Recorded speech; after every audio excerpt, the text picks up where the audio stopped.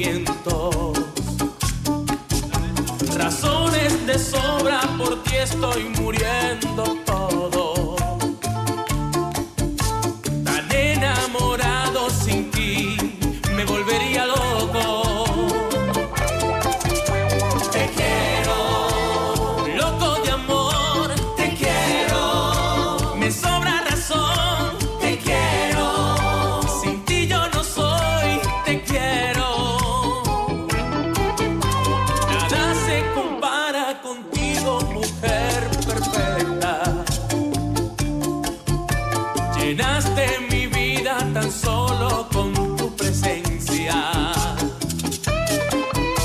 Razones de sobra, por ti estoy muriendo todo. Tan enamorado sin ti, me volvería loco. Te quiero, loco de amor, te quiero. Me sobra razón, te quiero. La vida te doy, te quiero. Te quiero, perdido por ti, te quiero. No puedo vivir, te quiero. Sin ti yo no soy, te quiero. Браво! Господин Евтимов. Да, това вече е истинска бачата. Изключително добре направиха Ханша в края на четворката. Изключително правилно танцуване с близък хват, затворен близък хват. Добре дозиране на соло танцуването, което винаги трябва да е много по-малко от танцуването с хват.